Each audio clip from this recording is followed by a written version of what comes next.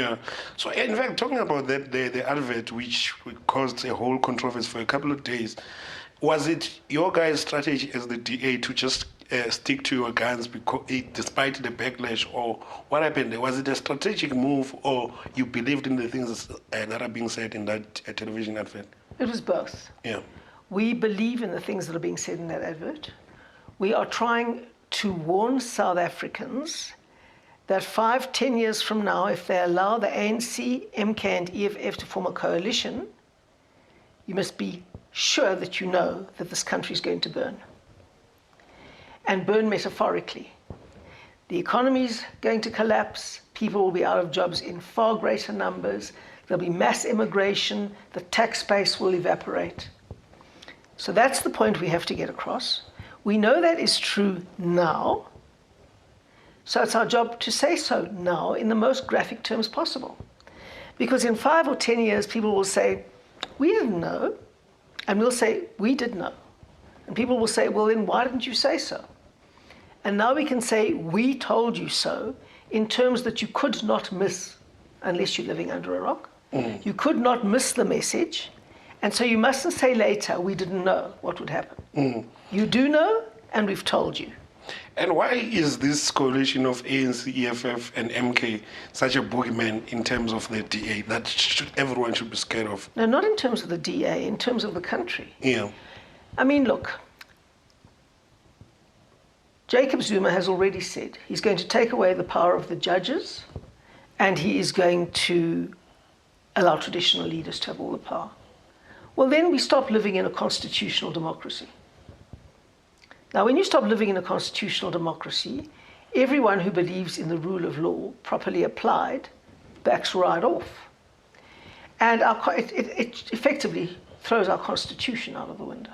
Mm. And when that happens, there's no foundation to hold South Africa together anymore.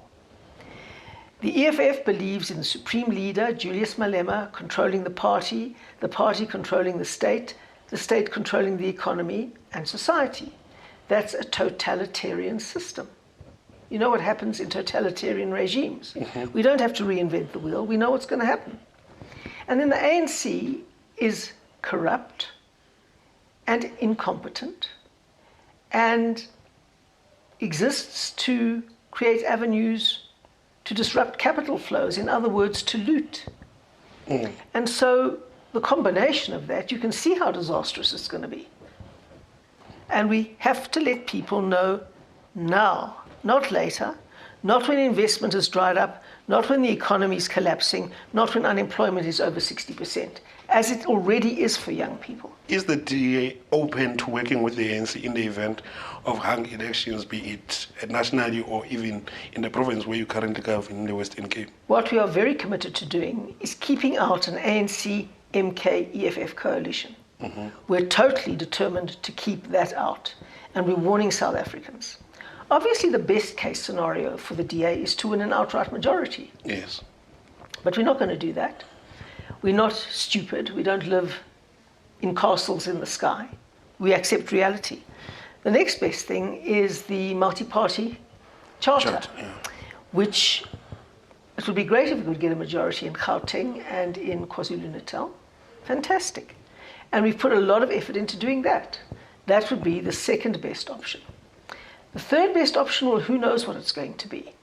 But our job is to keep out the doomsday coalition of the ANC, the MK, and EFF. I know that most of us would be very unhappy going into any form of coalition with the ANC. And so I'm really hoping that that choice will never come up.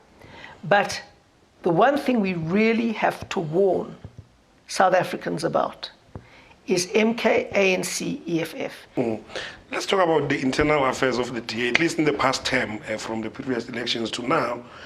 Many have said the DA shot itself in the foot with what some call the black cleansing of the party, with the exodus of black or African leaders, so to speak, since the fall of the leader after the 2019 general elections up to now. The DA has shed a lot of what were then capable and emerging, black leaders. Must the DA take the blame for that?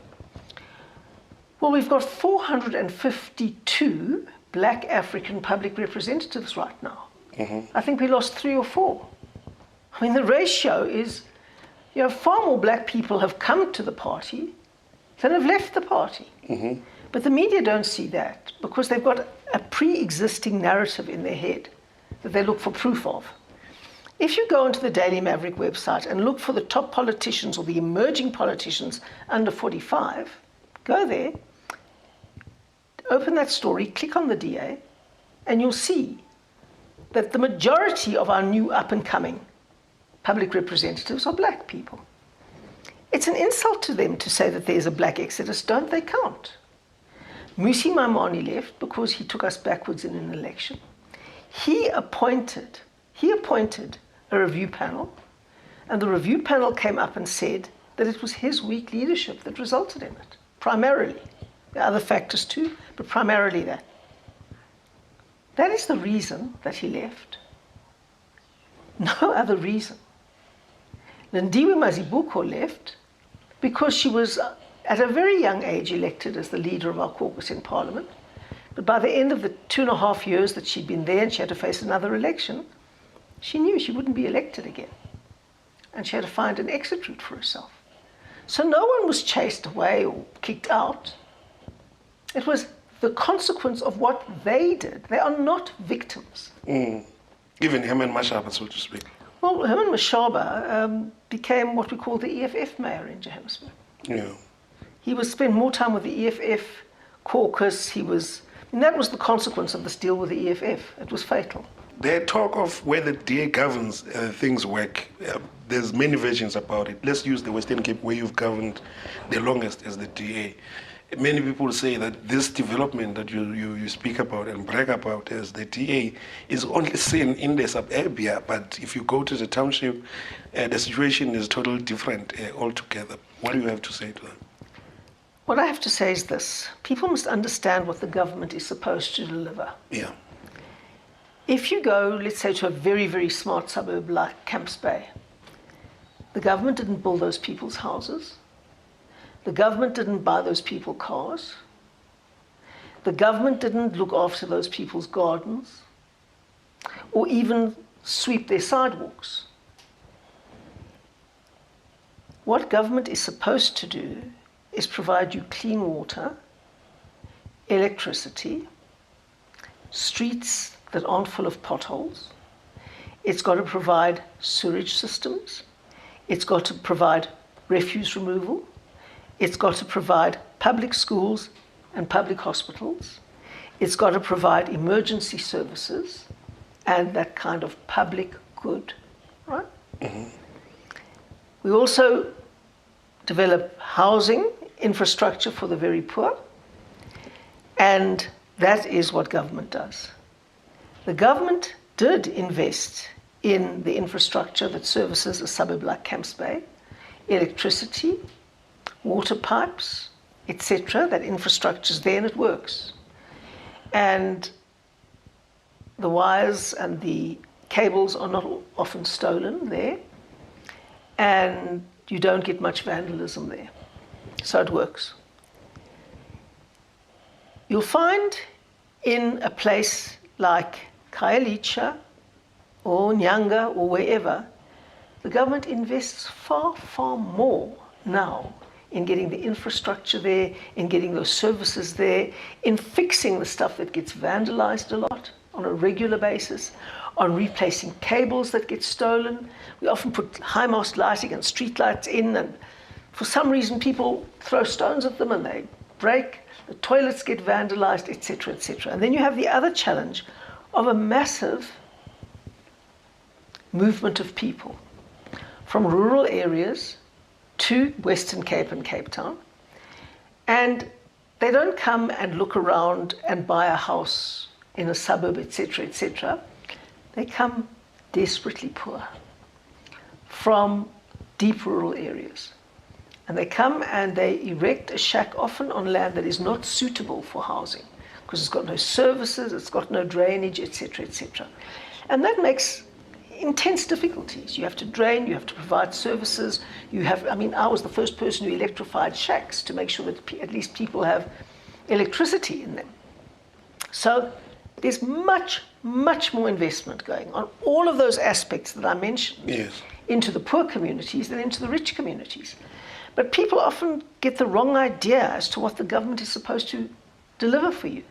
The government cannot deliver you a middle-class lifestyle.